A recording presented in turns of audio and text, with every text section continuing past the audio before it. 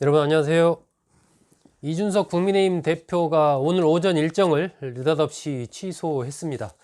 어제 저녁 자신의 SNS에 그렇다면 여기까지입니다 라는 글을 남긴 뒤에 오늘 오전 일정을 갑자기 취소를 했는데, 당대표가 뭐 일정이 이렇게 확정된 상태에서 사실 갑자기 취소한다라는 것은 매우 이례적인 일입니다.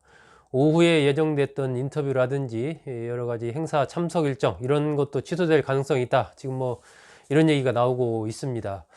분명한 것은 국민의힘의 선대위 윤석열, 김종인, 이준석, 이른바 트로이카 체제, 이것은 상당한 금이 같다, 좀 현실화하기가 쉽진 않을 것 같다, 이런 생각이 듭니다. 전에 제가 영상에서 이번 대선 승리의 관건은 국민의힘으로서는 윤석열, 김종인, 이준석의 이 삼각 트로이카 체제를 잘 구축할 수 있느냐, 이것을 이제 제대로 시너지를 나게 할 수 있느냐, 이것이 대선 승리의 가장 중요한 관건이 될 것이다 라고 말씀드린 바가 있었는데, 이 윤석열 후보와 김종인 전 비대위원장 간에는 이미 뭐 거의 돌아올 수 없는 달이 완전히 끊긴 건 아니지만 그런 상황까지 간 그렇게 지금 봐야 되겠죠. 이 두 사람 간의 이 감정적인 대립, 뭐 주접을 떤다라는 이런 단어까지 사용했을 정도로 이렇게 감정적으로 이제 두 사람 사이는 굉장히 멀어진 그런 상황이고, 정치적인 측면에서 봐도 윤석열 후보가 이미 김명준 상임 선대위원장을 중심으로 해서 선대위를 가동을 시켜버린 이런 상황이기 때문에 김종인 전 위원장으로서는 본인이 요구했던 상황들이 받아들여지지 않은 상황에서 그야말로 백기투항해서 선대위에 들어가는 이런 것은 뭐 받아들일 가능성이 또 없는 거죠. 그렇기 때문에 상당 기간 좀 김 전 비대위원장의 선대위 합류는 좀 어렵지 않나, 이렇게 좀 생각이 되고, 어쩌면은 뭐 완전히 불참하는 상황이 올 수도 있을 것으로 보입니다. 이런 상황에서 윤석열 후보와 이준석 대표 간에도 상당한 이상기류가 흐르고 있습니다. 이준석 대표가 느닷없이 일정을 취소하게 된 배경에는 윤 후보 측에 대한 어떤 불만, 이런 것들이 좀 누적된 것 아닌가, 이런 생각이 듭니다. 최근에 몇 가지 일이 있었죠. 일단 뭐 윤석열 후보가 김명준 상임 선대위원장과 함께 충청 지역을 방문하는 그 과정에서 이준석 대표에게는 아무런 그런 통보가 없이, 사전 협의 없이 이준석 대표도 동행한다, 이렇게 이제 발표가 됐고, 그것에 대해서 이준석 대표가 나는 전혀 들은 바 없다, 일정이 가득하기 때문에 조정을 할 수가 없다, 전날 이렇게 언론을 통해서 알게 되면 어떻게 가느냐, 뭐 이런 얘기를 했습니다. 그러면서 이제 언론에 이준석 패싱이라는 얘기가 나온다, 또 뭐 이런 식으로 얘기를 했는데, 자신의 입장에서는 좀 황당하다. 그런데 이게 중요한 건 이 대목입니다. 그런데 이게 반복되고 있다, 이렇게 얘기를 했거든요. 어제 오전에 CBS 김현정의 뉴스쇼에 나와서 한 얘기입니다. 자신과의 어떤 소통 없이, 그러니까 자신을 패싱하고 이루어지는 일이 한 번이 아니고 계속해서 반복된다라는 것은 이게 한 번의 어떤 실수가 아니고 뭔가 의도적인 것 아니냐, 이런 맥락이 이 대표의 말에 깔려 있는 거죠. 그리고 최근에 이제 이수정 경기대 교수가 범죄 심리학 전문가죠.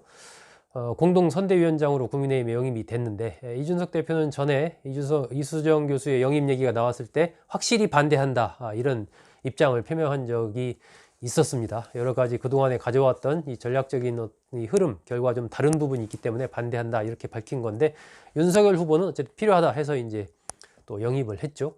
이런 부분도 있었고, 또 이제 이준석 대표가 최근에 윤석열 후보의 일부 측근, 정확하게 누구라고 밝히지는 않았지만 굉장히 강하게 비판을 했습니다. 이제 대놓고 공작 짓을 하고 있다, 이렇게 얘기를 했습니다. 특정 매체에 최후 통첩이라는 뭐 이런 말을 흘리면서 김종인 전 비대위원장을 자극했고, 윤 후보와 자신과 사이에도 이간질을 시도했다라고 하면서 누군지 아는데 적당히 해라, 이런 얘기를 이준석 대표가 했었습니다. 당대표가 뭐 이 정도 얘기를 했다라는 것은 사실상 이게 좀 상당히 이 사이가 멀어졌다, 뭐 이렇게 봐야 되겠죠. 지금 제가 이제 몇 군데 좀 전화를 돌려서 취재를 해보니까 흐름이 좀 미묘합니다.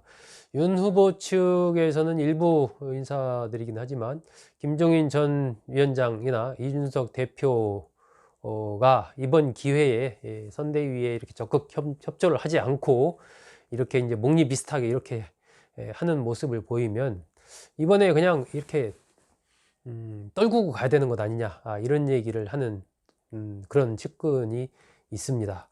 이런 부분들은 대선 승리라는 대선 승리 이후에도 여러 가지 이제 어려움이 있을 수가 있다라고 좀 보는 것이죠. 그리고 이준석 대표와의 관계 부분에서 어떤 윤석열 후보와의 관계가 그렇게 원만하지만은 않을 수 있다. 정치적인 관계 속에서도 그런 측면을 좀 생각을 하면서 김종인, 이준석 이쪽을 아예 좀 제치고 윤석열의 어떤 단독으로 이렇게 해서 가는 것이 오히려 더 낫지 않느냐, 이런 얘기를 하는 측근도 있고, 그래서는 안 된다라고 하는 측근도 있고, 제가 보니까 윤석열 후보의 측근 사이에서도 이 김종인, 이준석 두 사람을 어떻게 좀 해야 될지, 이런 부분에 대해서 여러 가지 의견이 좀 갈리는 그런 상황 같습니다. 하지만 주목되는 것은 윤 후보 측근에서도 이준석 대표의 어떤 정치적인 야망,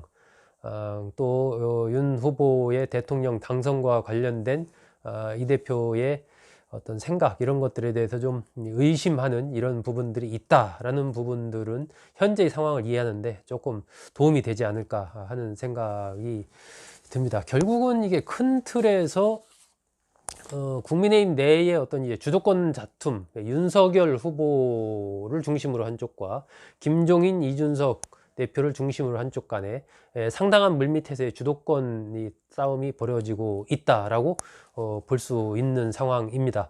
일종의 뭐 내부 권력투쟁이라고 봐야 되겠죠. 근데 이런 부분들이 제가 처음 서두에 말씀드렸던 대로 지금 국민의힘으로서는 일단은 뭐 대선에서 승리하는 것이 제일 관건인데, 그 관건의 핵심은 윤석열, 김종인, 이준석, 이 트로이카 체제를 원활하게 구축할 수 있을 것인가, 그리고 그 세 사람 간의 이 상호 이른바 시너지 효과를 내는 이 시스템을 만들 수 있을 것인가, 이것이 저는 관건이라고 보고, 그것이 여의치 않은 상황이 되면 이 국민의힘의 대선 승리는 상당히 좀 어렵지 않을까 하는 그런 생각이 좀 듭니다. 그래서 지금 현재 흘러가는 상황은 상당한 이 국민의힘 선대위, 국민의힘 내에서의 어떤 혼란, 내부적인 주도권 다툼, 이런 것들이 좀 거세게 벌어지고 있는 이런 상황이어서 과연 이런 부분들을 윤석열 후보가 어떻게 수습을 할 것인지, 아니면은 뭐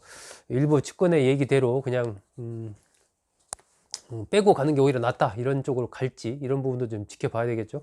홍준표 의원이 이런 얘기를 오늘 했습니다. 당대표가 상임 선대위원장이 돼서 대선을 치러야 하는데 이상한 사람들이 설쳐서 대선 캠프가 잡탕이 됐다, 이렇게 얘기를 했죠. 저는 하여튼 기본적으로 그 3명, 윤석열, 김종인, 이준석, 트로이카 체제가 돼야 국민의힘의 대선 승리를 내다볼 수 있을 것이다 라고 생각을 하고, 거기에 이제 홍준표 형의 힘을 보태고 이러면은 더 좋겠죠.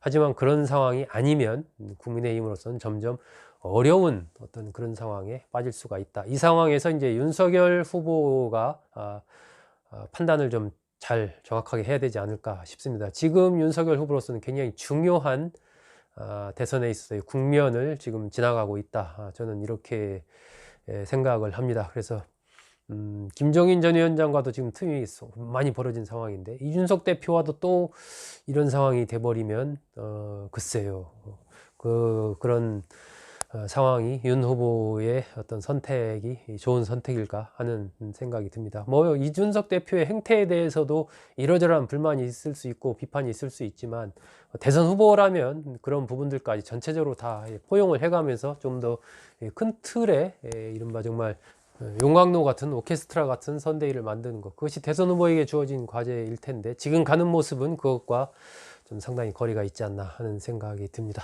여러분 잘 들어주셔서 고맙습니다.